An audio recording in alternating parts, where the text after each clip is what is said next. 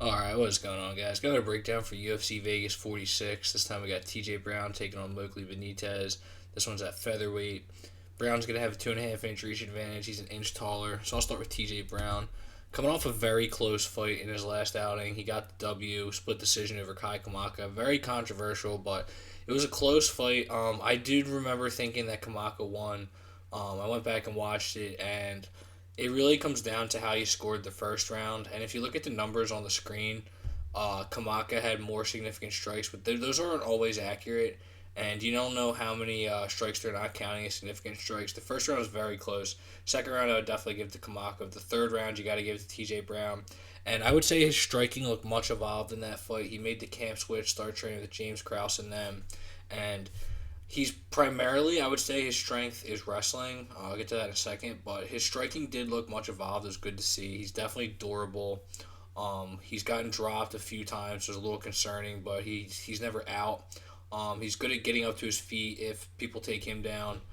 He's got decent submission game, and he's got good takedown game of his own, but he hasn't really utilized it. He didn't really utilize it in the Danny Chavez fight. That was a tricky fight for him.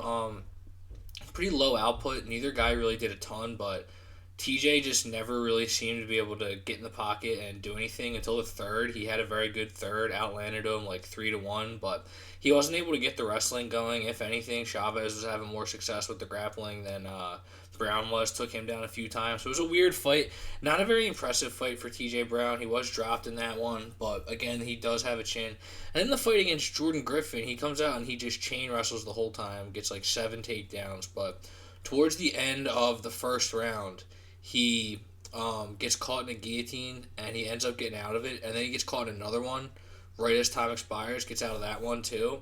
But Griffin has good BJJ, just kept looking for it, and he ends up getting the guillotine from side control. So it was a very bad look for TJ Brown. It was really disappointing, and as good as his wrestling was, he had very good wrist control, and he was keeping the legs controlled too. Like, he was not allowing Wright to get up, even though he was against the fence.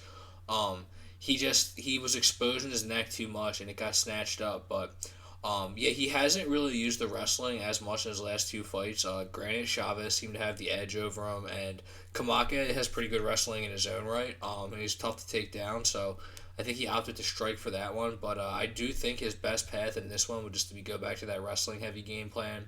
I'm sure that they're going to be drilling that into his head, but against Mowgli Benitez, he definitely has polished striking. One of the better kicking games in the whole roster, especially the division. He's got very heavy leg kicks, good body kicks too, but the inside leg kicks are probably his bread and butter, and they're insanely heavy. Everybody attests to that. And his losses come to very solid fighters. Just lost to Billy Q, no shame in that. Lost to Omar Morales, who is decent. Like, I was high on him for a second, but Benitez injured his leg in that one. His shin was split open from kicking so much, so it kind of took away his best weapons, and it was still a close fight, but he loses that one. Loses to Sadiq Youssef in a fight where he seemed to get the timing down of Youssef.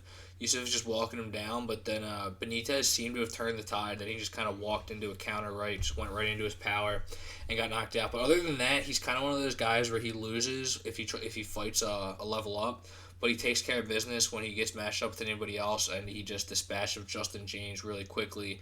First round, brutal knee to the body, just finished him off, so it was pretty crazy. Wins over Humberto Bandonai, Jason Knight, PKFC King, so good win there. But yeah, you see the losses, Enrique Barzola, Andre Fili. It's just whenever he goes up a step in competition, he seems to lose. But his striking is very good, primarily a southpaw. He's got decent boxing. He's got a pretty powerful left. He's got a nice counter right hook. But the kicks are definitely his bread and butter. On the ground, he's not bad at all. Trains at AKA. He's at least got good defensive wrestling. He can get up. He's not a guy that gets held down like, super badly, but he's not a grappler first and foremost. It's mostly defensive, but it is decent, and again, aka one of the better gyms. And so for this one, we got Mowgli Benitez minus 210 and TJ Brown at plus 176, and I could see this being a very volatile fight. I don't necessarily know if I'm going to bet it, but I'm leaning towards doing it, and what I'll say about it is I see it as a dog or pass fight, and here's why. I want to pick Mowgli Benitez I know he's the more proven commodity. We've seen him do a lot of things well. We know his striking's legit. We know his kicks are legit. But a lot of the appeal to him is with MMA math. And he's decent at fighting off of his back foot. He spends a lot of time doing it, but he's not great. And when he does get backed up, he tends to get hit. He falls back flat. He also gets cut super easily, and his takedown defense isn't great. And it's really just going to come down to if is T.J. Brown going to use the game plan that he should. If he wrestles, I think he's going to have a lot of success here. And also, I like what I saw from the striking with T.J. Brown last time. I don't think it's going to be enough to. I think Benitez is still going to have the edge, but T.J. Brown's striking looked much improved. I think both these guys got a chin, but at the same time, both of them have been dropped. I think T.J. Scares me a little bit more with how much he gets knocked down. But I do think if he can just clinch and just shoot these relentless double legs, he has the cardio to do it. Benitez has decent cardio, but I think Brown has better cardio, so he definitely has a clear path here. I just hope that he doesn't try to play to Benitez's strengths. But again, even if it does stay on the feet, I could see Benitez landing the heavier shots, but Brown just going toe to toe with him with a little bit more volume if he comes with that same striking he had last time. And now he's had a lot more time to spend at this camp with James Krause and them. So at plus 176, TJ Brown, I do like the value. I'm thinking I'm going to make a sprinkle on it, but again, it's a pretty volatile fight. I'm just not crazy about Mowgli Benitez minus 210. And I just think that plus 176 is decent value for TJ Brown given the path here. But yeah, thanks for watching, guys. Sure, subscribe and take it easy.